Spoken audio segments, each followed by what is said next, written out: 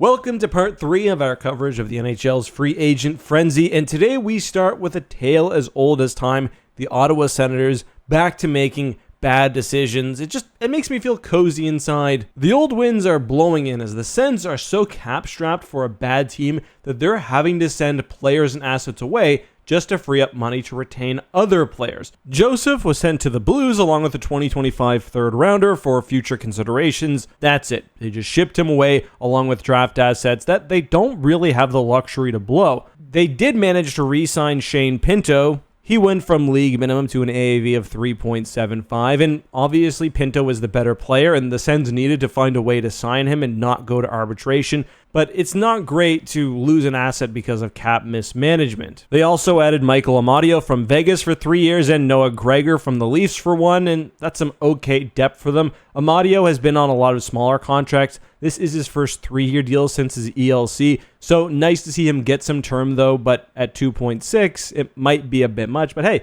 I'm happy for him. But the Sens could not stay on the path and had to go off the rails again. Remember when they traded a first and second round pick for homeboy Jacob Chychrun? And I mean, this trade, just getting Chychrun off of Arizona, had been anticipated for over a year. Well, that reunion is now done, and they've sent him to Washington for a third round pick and Nick Jensen. And this one, it does not make a lot of sense to me. Yes, he only has 1 year left on his contract, but that is such a poor return. So just like that, Canada Day, the Sens are back on the liquor, making an awful trade. They shed $500,000 in cap to send out a 26-year-old defenseman who just had one of his best scoring seasons for a 33-year-old Nick Jensen, who will be 34 by the time the season starts. And I mean, he has term, as they'll have him until he's 36, but Chychrun, as I mentioned, was on an expiring deal, so maybe they knew he didn't want to sign, and maybe they thought they couldn't get much for him at the trade deadline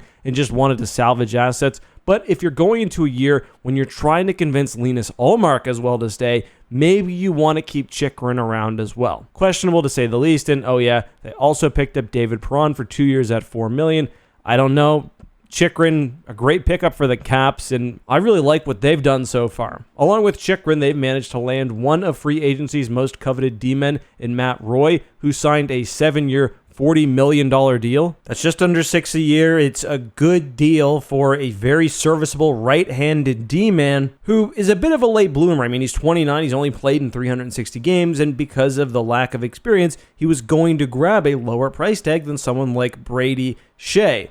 The Caps also traded for Mangiapane from Calgary during the draft as they continue to acquire pieces in their forever win-now mode while Ovi still skates and continues to post his shirtless boiler pics. But on paper, the Caps look to be a better team, at least for now. It looks like there could be a bit more life in them than their pathetic first-round sweeping by the Rangers. And staying on red-colored teams, we have the Devils. They bolstered their blue line as well. Bolstered, not boistered. Signing Brendan Dillon from Winnipeg, and Brett Pesce from Carolina. Pesce was linked to the Devils during the draft, so no surprise that they went after him and landed their big fish. He comes in at 5.5 for 6. Then Dillon from Winnipeg. I know Winnipeg was trying to keep him, so him walking eastward is both sad for them and me. I don't like the Devils becoming more defensively sound. They also added Thomas Tatar for 1 year at 1.8. Saw a little scoring depth. Good moves overall by the Devils. Thank God there was no all-star goalie available to them. Next year, I might not be able to say too much. The Rangers signed 3 guys that I don't really know. Sam Carrick and 2 AHL players. I'm going to do another video, however, talking about the Trouba situation, so expect that tonight or tomorrow.